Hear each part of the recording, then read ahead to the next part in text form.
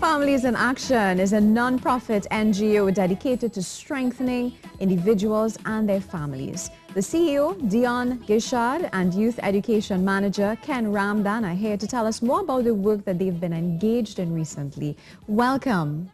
Thank you. Thank you very much. And good morning. I was really encouraged when I found out about this particular organization and the work that you all have been doing. So I'm very excited to talk about it. How long has Families in Action been around? On Sunday, it will be 30 years. 30 years. Yes. So that's before you all were even born, born. obviously. And what is the company's vision? Our vision is really just to foster healthy family life, to promote, healthy families, healthy communities, healthy villages, everything. Right. And Mr. Ramdan, you are the Youth Education Manager. What is your role exactly? So we develop programs that help the youth, and our programs are centered around empowering young persons to assist both themselves and their peers. These programs could take the shape of either being maybe personal development or leadership focused. And at the end of it, we really just want to know that the youth can do something in Trinidad and Tobago, and we help them build that capacity as we go along. All right, so let's talk a little bit about the logistics. How do you, for instance, get to the youth? Do you go to schools? How is it? How does it work? So most times we are requested to go into the different schools, and we go to primary schools, secondary schools, and tertiary educational institutions, sometimes community programs or projects. But we are usually requested based on the fact that we've been working in schools so far, and people, because of the work that we've been doing, we always get recommended. So we get a request to come in and say, well, listen, I heard you did a program, it was excellent, can you do something for us? And we respond to that need. Now, Ms. Gishad, what are the range of services you all provide? We offer quite a range of services because when you think about the family, every issue that we see in society emanates from the family. So we actually started doing work in the field of addictions. That's our foundation. And then our services grew from there. We offer counseling services in-house as well as via our hotline. We service companies as an employee assistance provider, again offering counseling services to employees of companies who are our clients. Youth education, as Ken shared, parenting education. We work in the field of domestic violence, and on. People request so many different services from us, but really our focus is, as I said, on promoting healthy family life. There's a lot of work. How many members? 15. 15 members. But we have a huge network of consultants as well as persons we would refer clients to. So is it a voluntary thing as well? It is not. Our staff are generally full-time or consultants. Okay, that's great. Now, Mr. Ramdan, we have a situation in this country where we see that a lot of youth being attracted to gangs. Many people are pointing fingers and saying that it's because there's a breakdown in the family unit, a lot of absent fathers, or even mothers. Based on your experience as the youth education manager interacting with many of the young people, is this an observation that you've also noticed? Yes, we have noticed that a lot of students, they're also reacting to their situation at home, the environment. And what you find is that young persons are living adult lives now because of whatever is absent in the home. But the hopeful thing I can share is that children are resilient. And when they come to the schools, they come to the school not for the negative things that we see being portrayed of being part of a conflict or disrupting and so forth. They're really there to be part and to socialize. They really want to feel included, to be socially included.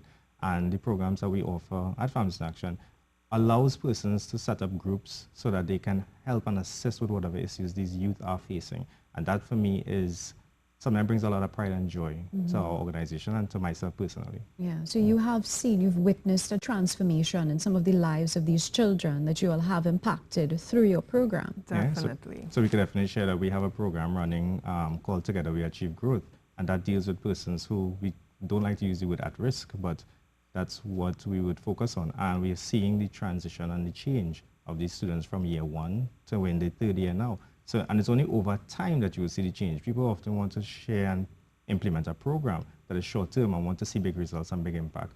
And the reality is that we can't assume that that's what's going to happen. We have to be consistent with the work that we're doing. And I mean, for 30 years, we've been consistent with the work we've been doing. So it's not just a one-time thing. You actually do follow up with some of these kids? Oh yes, some of these programs as long as a year. We have a program going on now that's 3 years long. Yeah. Really? Yes, because we can't effect change executing short-term programs. We must have long-term intervention. That's the only way we would see an impact. So how do you get funding? I mentioned that we are an EAP provider. So really our organization was set up in a way that we were semi-sustainable. So our EAP sustains a lot of the work that we do. We also get grants from various ministries and from international grantors, corporate. We have some really great corporate partners who have a focus on the youth. So a lot of our corporate funding go into our youth programs. So are many of the members of this organization, do they have any sort of social work or psychological background? Most of them, Yeah. 80% are first degree persons, some are second degree, PhD. One thing that you mentioned that really stood out to me at the very start of this interview, you said that every issue we face in life begins with the family. Yes. That stood out to me. Let's talk about the family and some of the major challenges facing families in society at this time, based on your observation. Yes. Now, of course, first off, we have to look at the macro society and how it impacts on the family. So we are in an economic downturn, and it has created so many social issues. It has, I wouldn't say created because the social issues were always there, but it has definitely exacerbated it. So people are now unemployed and they are angry and they're taking out that anger in the home. And we are all seeing it in the news, an increase in domestic violence. We have parents who have to hold down 2 and 3 jobs. So we have children who are at home and they are unsupervised. And what's that old saying? Idle hands are the devil's workshop. We really don't know what's going on. Some children are forced to be adults early because they are now supervising the younger children. And all of these factors are really exacerbating some of the issues that we have. We have people who are now growing up no longer being afforded the opportunity to build interpersonal skills, because we learn a lot of our interpersonal skills from our parents. That's our primary socializers. But if they aren't allowed to be in the homes, then who's socializing our children? And you mentioned the gangs. The gangs are socializing our children. Their peers are socializing them. And it's just a mushrooming effect that we see. So we have generations of children who would be growing up in situations like this.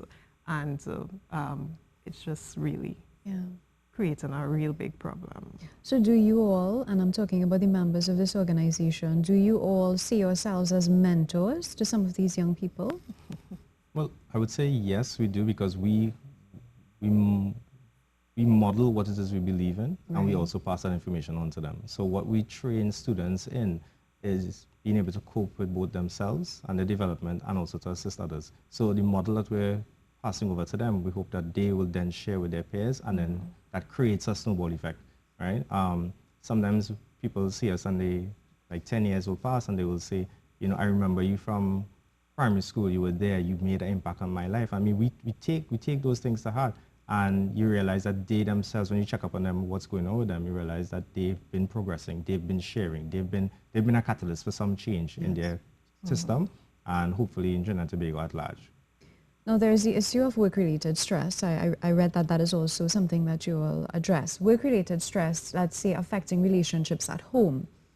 Based on your observation and studies, etc., would you say it's wise for someone who's experiencing a lot of stress at work to take it home and probably chat about it with their spouses? Is that advised? That is, of course, advised, but many people don't know how to cope with stress to begin with. So they don't know that I can take it home to talk with my spouse. Some of them don't have proper communication with their spouses, so that's not even an option. But if you do have a strong relationship built on the foundation of open communication, then definitely take it home. And if you can't, Families in Action is always there. And how accessible are you all? We are very accessible. We have a 24/7 hotline. And then we have, of course, our regular lines, and our EAP also has a special crisis line. So when big crises happen within their organizations, they can access us almost immediately. Okay. Now you mentioned some of the factors that probably would be affecting families right now, because we identified that there is a breakdown in the family unit to some extent. And as you mentioned, all these issues we face are a result of that. As you mentioned, unemployment. Let's talk a little bit about social media as well. What are your thoughts on the impact that social media is having on the family? You know, I'm afraid to say my thoughts because I feel that they are my thoughts and not Families in Action's thoughts, but I'll share them with you nonetheless. You know, social media has just promoted our inability to be empathetic.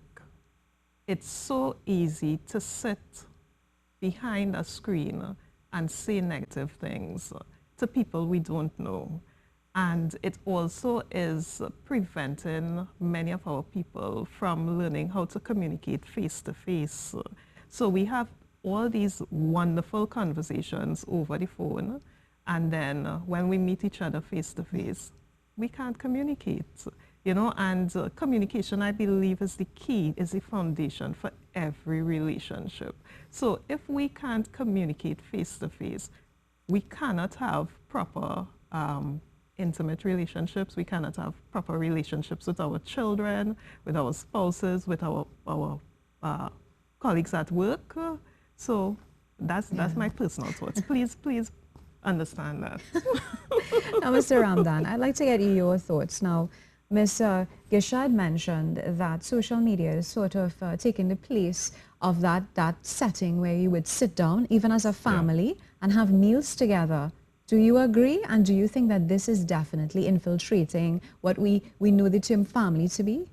I agree with Dion's assessment because I was having a conversation the other day that when you see people sit down to talk, or even like we're having an interview, but if you see in a social setting, people are on the phone. Yes, agreed. So the quality of the conversation is therefore lacking. You find that a lot of people are living a version of reality online, and they assume that that's the same that when we meet each other, but there's no real foundation for it.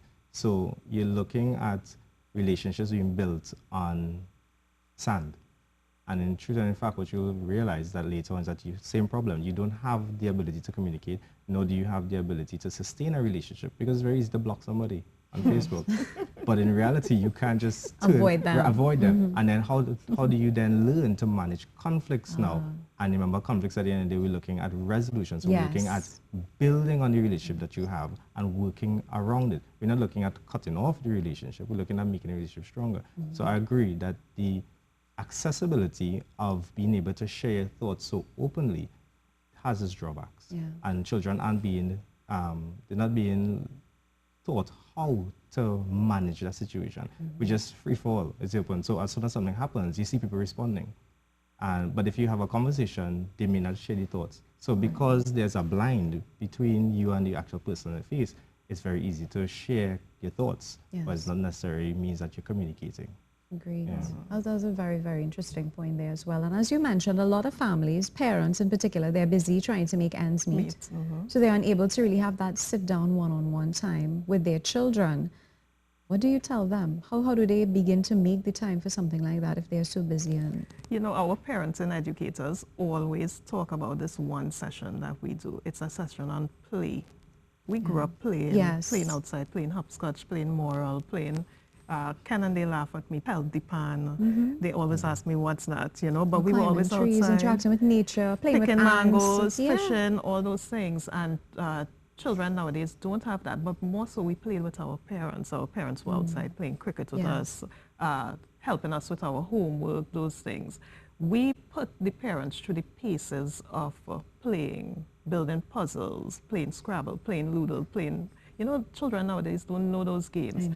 And they understand that just incorporating, even if it's 2 hours of play once a month with their children, builds those bonds of communication and attachment. And it helps with their imagination as well. Exactly. It develops so many different things. But unfortunately, we're out of time. But I'd like you to give us some closing comments. How can we reach you And anything else you'd like to share with us? Yes, you know, we're here because we're excited about being 30 years old. It's a milestone. It's our pearl year. And over the years, we have built so many services as an organization, and we'll continue to grow and adapt to the needs of the country.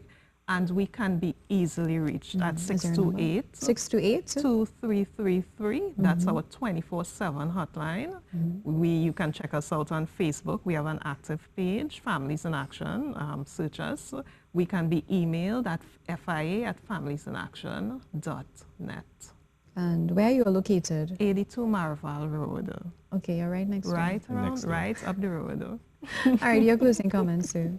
Well, to share that for the 30th year, we're also going to be celebrating by giving back to Trinidad and Tobago. So one of the aims of coming to this moment was also share some of the activities. So what I would share is that the public can reach out to us, and we will be advertising and sharing on social media as well what are some of the activities that we're going to be doing for the public in our 30th year of giving back. And when would this be, these celebrations? For the entire year. For the entire year? Yes, starting from Sunday. Starting from Sunday. Sunday is What's the our giveaway? birthday. No giveaway, I'm joking. Thank you so much. Really a pleasure chatting with you. We hope to have some more sessions with you so we can talk a little bit about some of the progress that you all have been making over the years. All right? We look forward to So we've been chatting with Families in Action, Dion Gishard and Ken Ramdan. Much more when we return. Stay tuned.